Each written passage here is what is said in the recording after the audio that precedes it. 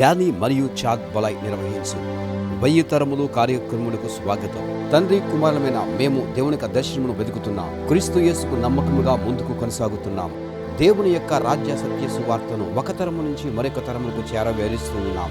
1000 తరముల వరకు మిమ్మల్ని ప్రోత్సహించే ఈ యొక్క కార్యక్రమంలో మా యొక్క ఆత్మీయ ప్రయాణంలో మీరు కూడా పాలు పంచుకున్నందుకు వందనములు తెలియజేస్తూ ఉన్నాము.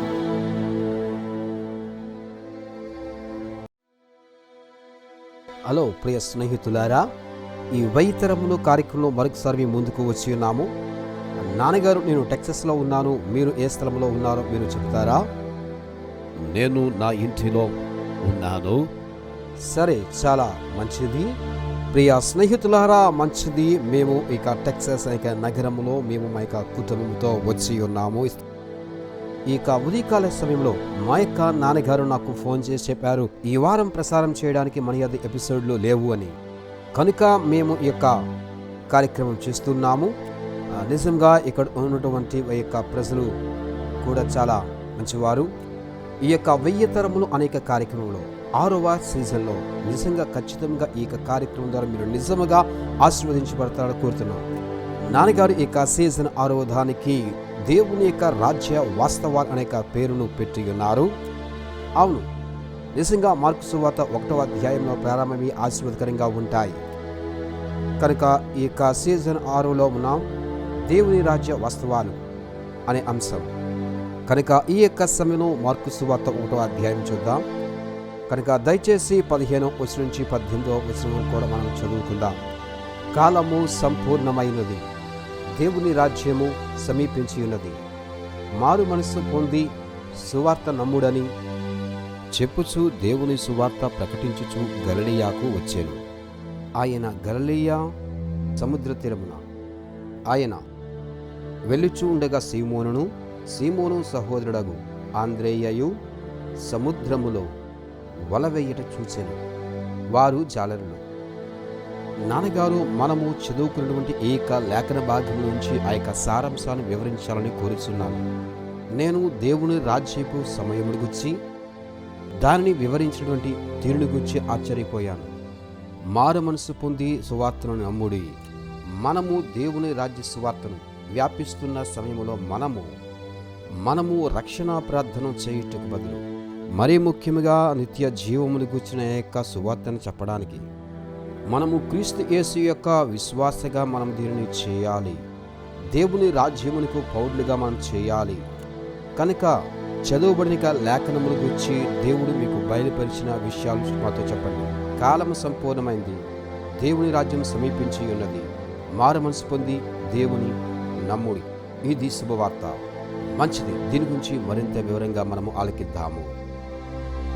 దేవుని రాజ్యమును మనము కేవలము విశ్వాసము ద్వారా మాత్రమే అనుభవించగలము. ఎందుకనగా దేవుని రాజ్యము అనేది మన యొక్క కంటికి కనిపించని అదృశ్యమైనటువంటి విషయాలలో ఉన్నది.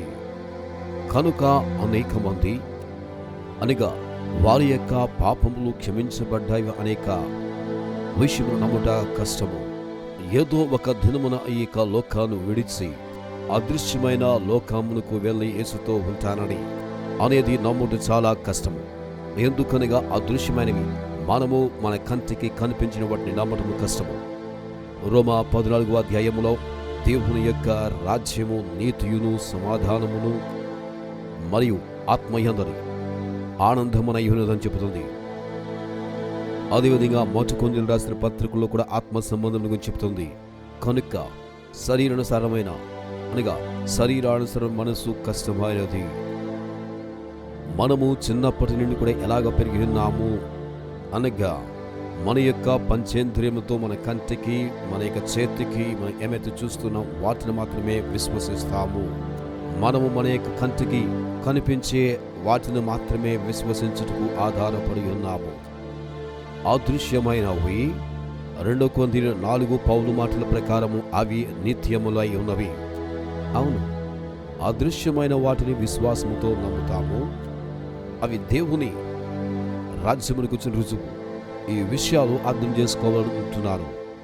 రాజ్య విషయాలు అర్థం చేసుకోవడము కష్టము. ఇవి మిగతా విషయముల్లాగా సరళముగా అర్థమయ్యేవి కావు. కానీ వీటి నుండి మనము బయటికి పడలేము.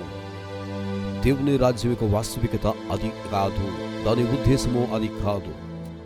ఈ యొక్క కార్యక్రమం ఎవరైతే వీక్షిస్తూ ఉన్నారో ఈ యొక్క సమయంలో గమనించండి. సమస్తమును కూడా కలుగు చేసిన సృష్టికర్త దేవుడు, మన యొక్క కాలములకు మించిన వాడు. ఆయన విశ్వాసము ద్వారా మన యొక్క హృదయములోనికి వస్తాడు. అదృశ్య దేవుడు మన యొక్క హృదయములోనికి వచ్చినప్పుడు ఆయన గొప్ప కార్యములు మన ద్వారా జరిగిస్తాడు. ఆయన ద్వారానే మనము ఇక లోకమునకు వచ్చి ఉన్నాము. మన ద్వారానే ఆయన కార్యములు చేస్తాడు. ఒక నిమిషం మీరు ఆగండి. అయితే దేవుని రాజ్యము మన యొక్క నేత్రాలకు ఆయన దాన్ని చాలా వాస్తవికంగా చూపించాడు. అది ఇక్కడే ఉంది. యేసుక్రీస్తు వారిలో ఆయన యొక్క రాజ్యం ఉన్నది. ప్రభువైన యేసుక్రీస్తు వారు మన యొక్క కంటికి కనిపించేటట్టు చేశారు. అనగా కంటికి కనిపించిన దేవుని యొక్క సార్వభౌమత్వం. అనగా నేను చెప్తుంది ఏమిటనగా, ఇప్పుడు మీరు చెప్పిన రీతిగా మీరు దానిని విశ్వసిస్తున్నారు. ఒక రాజు రక్త మాంసములతో శరీరము ఎముకలతో వచ్చాడు. అనగా శరీరంతో ఉన్న జాడల యొద్దకు ఆయన వచ్చాడు. ఎందుకనగా ఆయన యొక్క విద్యార్థులుగా మార్చుటకు, మన యొక్క కంటికి మన యొక్క సహజమైన నేత్రములకు కనిపించిన కార్యములు చేయుటకు, ఈ యొక్క లోకమునకు ఆయన చూపించుటకు. మనము మొదటి శతాబ్దపు సంఘ చరిత్రలో దీని గురించి చూస్తే యేసును గురించి ఆయనక రాజ్యము ఆయనక వ్యక్తిత్వం గురించి చెప్పాడు. దేవుని రాజ్యము ఆయనలో ఉంది. మనము మార్కు సువార్త 1వ అధ్యాయములో శుభవార్తను గురించి చూసి ఉన్నాము. యేసుక్రీస్తు వారు శరీరధారిగా వచ్చి 2000 సంవత్సరములు దాటింది. దేవుని రాజ్యపు సార్వభౌమత్వము మరియు దేవుని రాజ్య యొక్క పరిపాలన భాగమును ఆయన యొక్క విద్యార్థులు, ఆయన యొక్క శిష్యులు అయినటువంటి మరియు మన ద్వారా ప్రకటించబడుతుంది. మీరు ఏదో ఒక రోజు లెక్క ఏదో ఒక స్థలానికి వెళ్తారని మీరు నమ్మమని చెప్పలేదు. కానీ మీరు విశ్వసిస్తే నా యొక్క పరిపాలన, నా యొక్క రాజ్యంను చూస్తారని చెప్తున్నాడు. అది సరి అయిన సమయంలో ఈ యొక్క లోకములో ప్రత్యక్షం అవుతుంది. దాంతో ఏకీభవిస్తారా?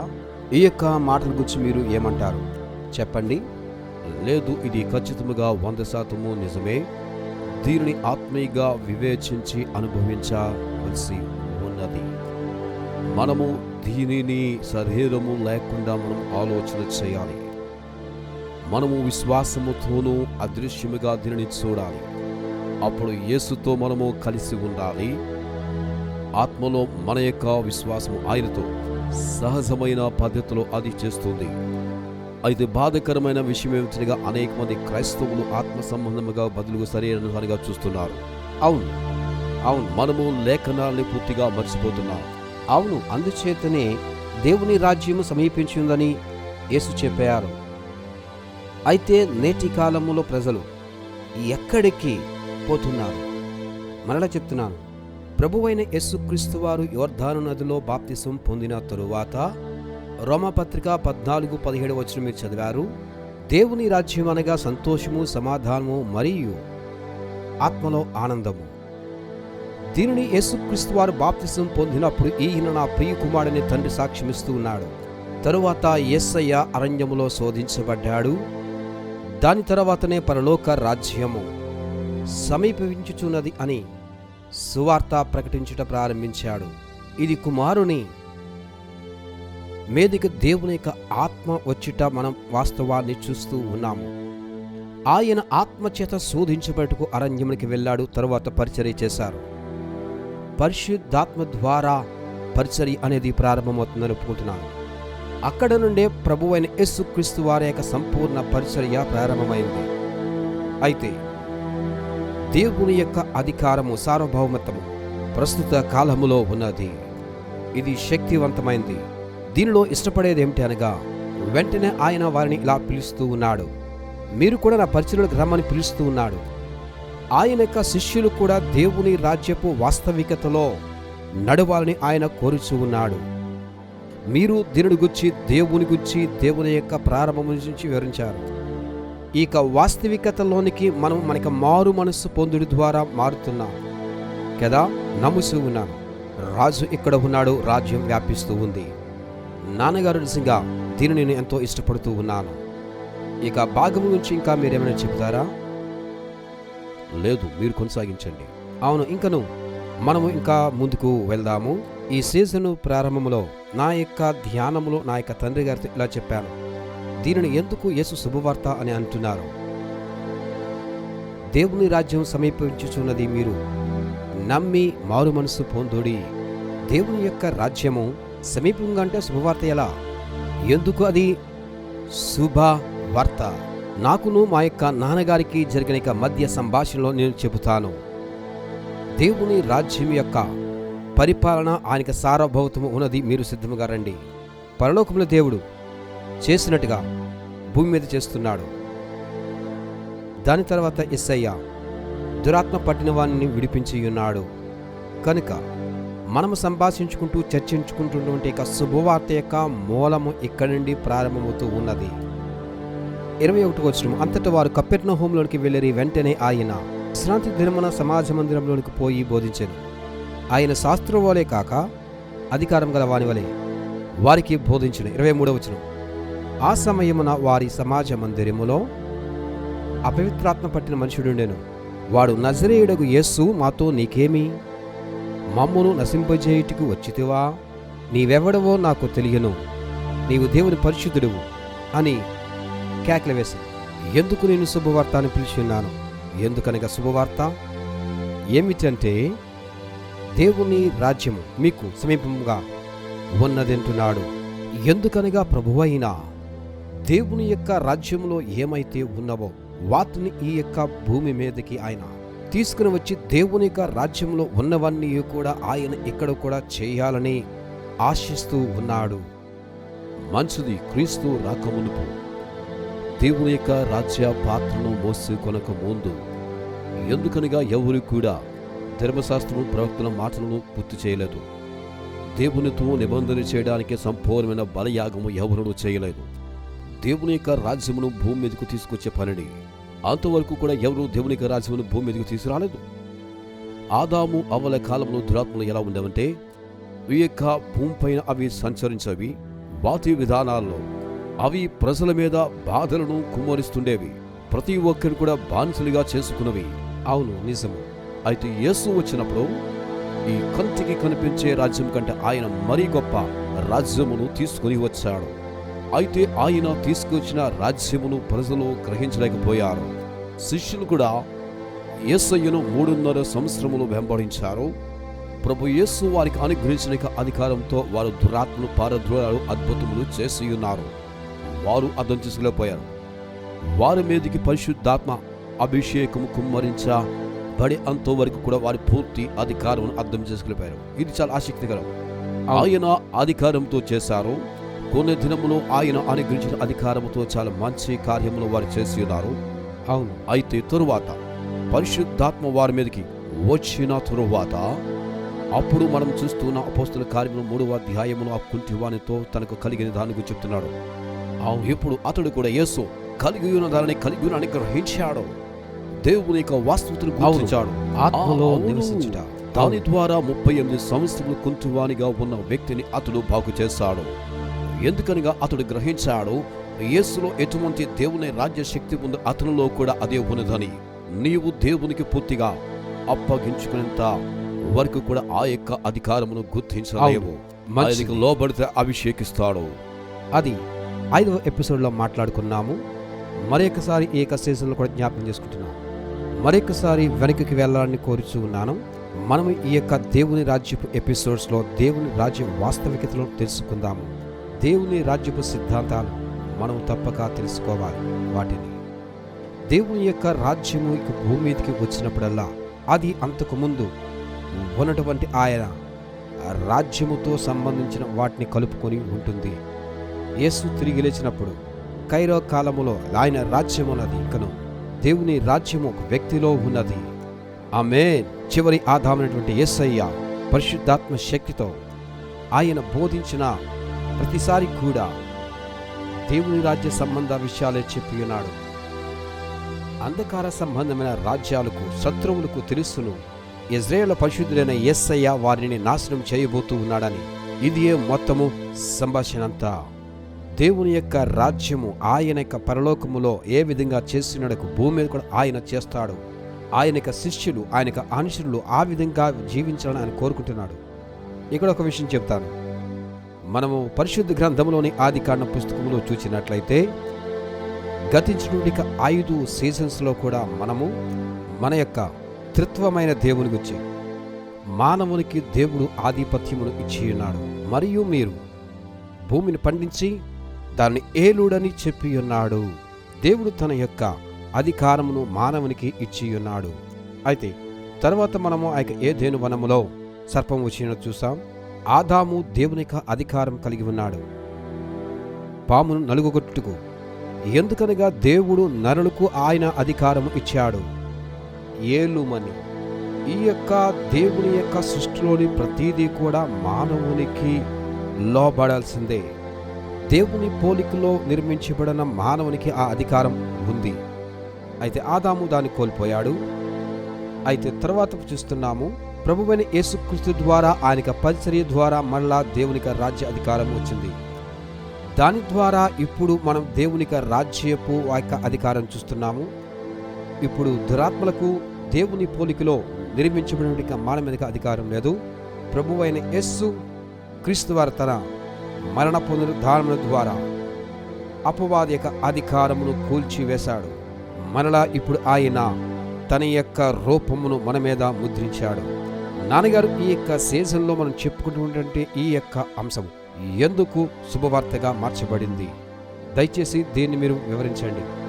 రాజు ఇక్కడ ఉన్నాడు, ఆయన రాజ్యం విస్తరిస్తుంది కనుక మొదటిగా మీరు దీన్ని చెప్పండి. ఎందుకనగా మనం పాపములు జన్మించాం. మనం ప్రతి ఒక్కరూ పాపములకు దాసులం. పాపములకు దాసులైన ప్రతి ఒక్కరు కూడా విడుదల, విమోచన పొందుకోవడానికి చూస్తూ ఉన్నారు. రాజు ద్వారా వారు విమోచించబడాలని కోరుకుంటున్నారు. కనుక మీరు వీటి గురించి చెప్పండి. అయ్యా, మనము సమయాన్ని మించిపోతూ ఉన్నాము అని భావిస్తూ ఉన్నాను. పర్వాలేదు, మీరు చెప్పండి, మీరు వివరించండి. నేను ఇలా అనుకుంటున్నాను, యేసు కొత్త నిబంధన పాత నిబంధన మధ్యలో ఆయన పరిచర్య ప్రారంభించారు. అయితే మనము తండ్రితో వరుడు వలన యొక్క శక్తిని గురించి ఆయన చెబుతున్నారు. మరియు తండ్రి అధికారము మరియు విశ్వాసములో ఉన్న యొక్క శక్తిని ఆయన చూపించారు. చివరిగా ఆయన సెలవులో మరణించిన తరువాత ఆయన ఆత్మ పాతాళములకు వెళ్ళింది. వాస్తవానికి ఆయన అక్కడ ఉన్నటువంటి ఆత్మలన్నిటిని కూడా తీసుకొచ్చారు. దానివలనే ఈరోజు మీరు నేను కూడా జీవించి ఉన్నాము. మోసపరచు ఆత్మలున్నవి. అలాగే మనము దేవుని రాజ్య వాస్తవాలను మాట్లాడడానికి చాలా ఉంది. దేవుని యొక్క రాజ్యము అనేది సాతానే సంబంధమైన రాజ్యము కంటే చాలా శక్తివంతమైనది. యేసు అధికారమును తన యొక్క శిష్యులకు కూడా ఆయన అనుగ్రహించాడు. అయితే మనము నివసిస్తున్న నిబంధనలో దురాత్మ అనేక మందిని మోసపరచు ఆత్మతో ప్రతి వారిని మోసపరుస్తున్నాడు. కనుక మనము దేవుని యొక్క ఆత్మతో, మనము యేసు యొక్క సంపూర్ణ సార్వభౌమత్వంలో, అధికారములో ఎల్లప్పుడూ మరియు విశ్వాసములో నడుచుటకు నేర్చుకునవలయను. అప్పుడు మన యొక్క ఆత్మ ఎటువంటి పరిధులు లేకుండా పనిచేస్తుంది. మనము కూడా యేసువలే కార్యములు చేయగలము. మంచిది. ఇందులో చాలా అనేకమైన మంచివి ఉన్నవి. ఇది శుభవార్త. మనము నిత్యత్వము ఏమైతే అనిపిస్తామో దానిని ఇప్పుడు మనం పొందవచ్చును. ఆమేన్. కనుక దానిని మనము ఆశించుకుందాం. ఇది మనకు సంపూర్ణముగా ఉచితముగా మనకు అనుగ్రహించబడింది. ఇక్కడ యేసయ్య ఆహ్వానం ఇస్తూ ఉన్నాడు. రండి, దేవుని యొక్క రాజ్యములకు వచ్చి అనుభవాన్ని మీరు పొందండి అని చెబుతూ ఉన్నాడు. మీ యొక్క మార్గాన్ని విడిచి తిరగండి, నన్ను వెంబడించండి అంటున్నాడు. ప్రతి చోట నేను ఉన్నాను. ఎందుకనగా ఆయన సర్వ వ్యాపకుడు. ఒకరు విధేయతతో విజ్ఞాపన అనేది చేసినప్పుడు దేవుని యొక్క రాజ్యం విడుదలవుతుంది. ఒకరు ఎవరికి లోబడాలి? ఏదేమైనప్పటికీ కూడా ఎవరో ఒకరు దేవునికి సజీవ యాగముగా తమను తాము సమర్పించుకోవలసి ఉంది. విశ్వాసి విధేయత చూపినప్పుడల్లా అటువంటి సమయాల్లో దేవుని యొక్క అజెండా, దేవుని యొక్క ప్రత్యక్షత అనేది ఈ భూమి మీదకి ఎల్లప్పుడూ వెల్లడి అవుతూ ఉంటుంది. మనము ముగించుకు మరొక విషయం గురించి మాట్లాడదాం. మనము ముగించుకోబోతున్నాము. మనము ఇక సీజన్ అంతటిలో కూడా మార్కు రాసిన సువార్త అలాగే సువార్తలు కూడా మనము చూడబోతూ ఉంటున్నాము. ఈ విషయాలు చెప్పి నేను ముగించడానికి ఇష్టపడుతున్నాను. పేతురు అత్తగారికి జ్వరాన్ని తీసివేశాడు. పేతురు అత్త, ఈ వచనం నాకు చాలా ఇష్టమైంది. మార్కు 1:32. సాయంకాలము ప్రొద్దు గురికినప్పుడు జనులు సకల రోగులను దయ్యములు పట్టిన వారిని ఆయన యొద్దకు తీసుకుని వచ్చిరి. పట్టణమంతయు ఆ ఇంటి వాకిట కూడియుండెను. ఆయన నానావిధ రోగముల చేత పీడింపబడిన అనేకులను స్వస్థపరిచి అనేకమైన దయ్యములను వెలగొట్టెను. అవి తన్ను ఎరిగియుండెను. నాన్నగారు కొద్ది నిమిషాల్లో ఇక ఎపిసోడ్ని మనం ముగించబోతున్నాం. ఈ యొక్క అపవాది ఎంత తెలివిగా, అనగా అవి ప్రభువైన యేసుక్రీస్తు వారు కంటే అవి పెద్ద జ్ఞానం గలవై కావు. అయితే మనము నేటి కాలంలో జీవిస్తూ ఉన్నటువంటి అనేకమైనటువంటి సిద్ధాంతములు, ధోరణులు కలిగి ఉంటూ ఉన్నాము. అయినను మనము ఎలా జీవిస్తూ ఉన్నామంటే దేవుడు లేడు, దేవుడు జరుగుతున్న విషయాలు ఏమీ కూడా ఆయన పట్టించుకోడు అంటున్నాం. మనలో జీవిస్తున్నటువంటి నేటి తరము వారు, యవ్వనస్తులు అనేక మంది తప్పుడుగా అర్థం చేసుకుంటున్నారు. ప్రభువైన యేసుక్రీస్తు వారి యొక్క కాలములో సూచనలు, నేటి యొక్క కాలములో అనేక మంది దేవుణ్ణి గుర్చిన జ్ఞానము లేక వారికి తెలివితేటలతో నశించిపోతున్నారు. కేవలము మన యొక్క మాటలే కాదు కానీ అనేకమైన స్వరాలు వినిపిస్తూ ఉన్నాయి. నేటి ప్రపంచంలో మన యొక్క భౌతిక సంబంధమైన కళ్ళతో మనము చూడలేని అనేకమైన విషయాలు మనకి కనిపిస్తూ ఉంటున్నాయి. వీటిని గురించి సంబంధించిన చివరి మాటలు మీరు పలకమని కోరుతున్నాను. రోగును స్వస్థపరిచాడు, దురాత్మ నుంచి పారదూరాడు, పట్టణమంతయు ఆయన యొద్దకు వచ్చి ఉన్నది. అభివృద్ధి చెందవలని ఆయన యొక్క ప్రణాళిక, నా యొక్క స్వరూపమందు కలుగు చేయబడిన ప్రజలు మరణించరని, నిరంతరమును దేవునితో ఉండాలన్నదే ఆయన యొక్క కోరిక. అందుచేతనే అపవాది కుయుక్తితో ఆ అవ్వతో ఆ విధంగా అబద్ధమాడాడు. వారు సాతానుతో కలిశారు, సాతానుకు లోబడ్డారు. వాస్తవానికి దేవుడు వారికి అనుగ్రహించిన అధికారమును ఈ లోక సంబంధమైన దేవతకు అప్పగించారు 6000 సంవత్సరాల క్రితము. అయితే ప్రభువైన యేసుక్రీస్తు వారు ఈ లోకమునికి వచ్చట ద్వారా మరలా దేవుని ప్రణాళికను మరలా చేశారు. ఇక భూమిని నాతో కూడా కలిసి పాలించాలనే దేవుని యొక్క కోరిక. ఆ నిత్యత్వంలో దేవుడు నూతన ఆకాశమును నూతన భూమిని ఆయన కలుగు చేస్తాడు. నేను నిజముగా నమ్ముచూ ఉన్నాను. ఏది ఏమి అయినప్పటికీ కూడా దేవుని యొక్క ప్రణాళిక అయితే మార్పు చెందలేదు. అపవాది చేసిన దానిని దేవుడు అసహించుకున్నాడు, ఆయన సంపూర్ణంగా చేశాడు. యేసయ్య చింతను, దుఃఖమును అసహించుకుంటాడు. రోగము, అస్వస్థత, వ్యాధులను, నిరుత్సాహమును ఆయనకి ఎంత మాత్రం ఇష్టము లేదు. ఆయన వెలచలించాడు. దాని ద్వారా మనం అపవాది యొక్క ప్రతి తంత్రములను మరియు ఆయన చేతి పని మీద అధికారం కలిగి ఉండాలనుకుంటున్నాడు. తద్వారా మనము కూడా యేసుని అధికారంలో నడుచుతాము. అందుకే ఇది శుభవార్త. దాని ద్వారా మనము కూడా క్రీస్తు యొక్క ఆయన శరీరములో భాగముగా ఉంటున్నాము, మనం కలిగి ఉన్నాము. ఆమేన్. ప్రభువైన యేసు నామములో ప్రార్థన చేస్తున్నాము. ప్రభువైన యేసు ఇస్తున్న ఆహ్వానం ఎంతమంది అయితే పొందుకునేందుకు ఈ కార్యక్రమం చూస్తున్న వారి కొరకు ప్రార్థిస్తున్నాము. ఈ యొక్క కార్యక్రమం చూస్తూ ఉంటుండగా ప్రతి ఒక్కరికి పశ్చాత్తాపమును, మారు మనసును పొందుకుని వారు రాజ్యములకు వచ్చుదురుగాక. మారు మనసు పొందిన ప్రతి ఒక్కరు దేవుని రాజ్యమును పొందుకోవడానికి, దేవుని రాజ్యపు వాస్తవాలు తెలుసుకుందరు. అపవాది చేత దొంగిలించబడిన, దోచుకునబడిన వారు తిరిగి పొందుదురుగాక. అపవాది ద్వారా కోల్పోయిన సంబంధమును మరలా మీరు తిరిగి కలపండి. దేవుని యొక్క రాజ్యం కొరకును, రాజ్య కొరకును ప్రతి ఒక్కరిని నీతి సాధనలుగా చేయండి.